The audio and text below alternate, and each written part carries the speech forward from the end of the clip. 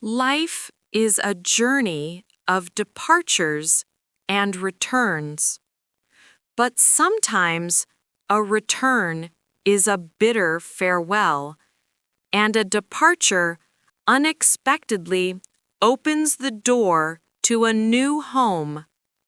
This is the story of Linda Parker, a woman who lost everything and then found a family in the coldest of places, a lonely chair at the airport. My name is Linda Parker, and I'm 59 years old.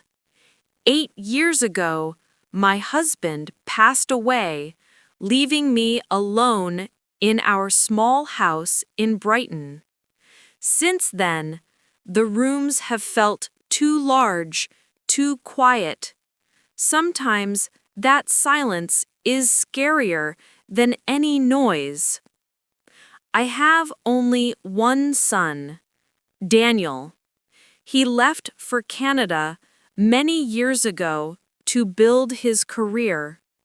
Now he has a wife, 2 beautiful children, a steady job, and what everyone calls a happy life.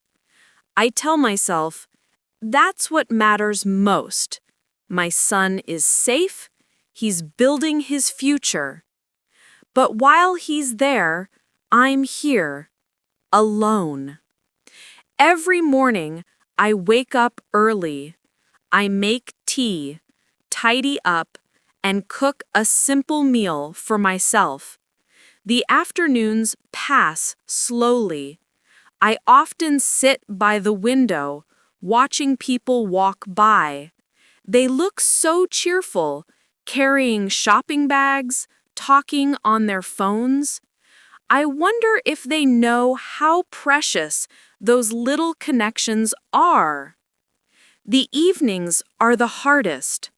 When the sun goes down, the house seems to swallow every sound. I eat dinner alone, I wash the dishes alone, and I sit in the living room with only the sound of the clock for company. Daniel doesn't call often.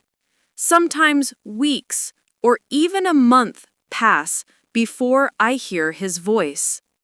He sends money regularly, always with the same promise, "Mother, I'll come soon." But soon never seems to arrive. Still, I wait. Because he is my son, and a mother's love doesn't stop just because of distance or silence. One afternoon, while I was folding laundry, I heard a knock on the door. My heart skipped a beat. Hardly anyone ever knocks. I opened the door and froze in shock. "Daniel," I whispered, hardly believing my eyes. "Yes, Mother, it's me. I'm here." Tears instantly filled my eyes. I reached for him and hugged him tightly, trembling all over. "Daniel, you really came?" He smiled. He looked healthy, happy, exactly like the son I remembered. I quickly led him inside, afraid he might vanish if I looked away. After we sat down, I asked about his family, and then I couldn't hold back the most important question. "But why now, Daniel? What made you come?" "Mother, I missed you, and I've been worried. You're living here all alone, getting older. It's not safe for you. I came to take you with me, to Canada. You'll be happier there, I promise." His words touched my heart, but they also filled me with fear. "But this is my home, Daniel. I was born here. Your father and I lived here. I can't just walk away from it. The house is too old, Mother. It's not good for you anymore. In Canada, you'll have everything you need. Your own room. You'll see the children every day. Sarah really wants you to come too. That night, I sat awake. This house wasn't just wood and brick. It was my memory, my life. But Daniel was my only son. Could I say no to him? The next morning, Daniel looked at me with determination. Mother, we should sell this house. You don't need it. You'll be with us, and you can use the money to start your new life. He smiled as he spoke. I wanted to believe this was love, genuine care. Finally, I nodded and whispered, yes. I sold the house, packed my life into a small bag, and gave Daniel everything I had. As we left, I turned back for one last look. My chest ached, but I told myself, I will be with my son now. That's what truly matters. At the airport, Daniel led me to a chair. He spoke kindly. Mother, wait here. The walk is too long for you. I'll go get a wheelchair. I'll be back in 5 minutes. I nodded. All right, I'll wait. I sat and watched the crowds rush by. At first, I was calm, but 10 minutes passed. Daniel didn't return. I tried to reassure myself. Maybe the line is long. 30 minutes went by. My heart started to race. I stared at the large doors, but every face I saw was a stranger's. 45 minutes. The fear in my chest grew heavy. I whispered, No, he wouldn't leave me. He's my son. Daniel would never do that. An hour later, as I was still sitting there trembling, a man in uniform walked toward me. He was a police officer. Ma'am, are you waiting for someone? I tried to smile. Yes, my son. He went to get a wheelchair for me. We're going to Canada together. I showed him Daniel's photo and the plane ticket. The officer examined them, nodded, and told me to wait. A wave of relief washed over me, but deep down, a terrible feeling was screaming. It felt like forever before the officer returned. He pulled up a chair next to me. His face was calm, but his eyes were filled with pity. Ma'am, I'm very sorry. Your son has already boarded the flight. The plane has taken off. He went alone. My mind froze. I stared at him. No, that can't be true. My son Daniel loves me. He said he would take me with him. The officer lowered his head. I checked everything, ma'am. He passed security. He boarded the plane. Alone.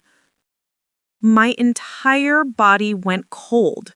My heart broke right there, as if the ground had vanished beneath me.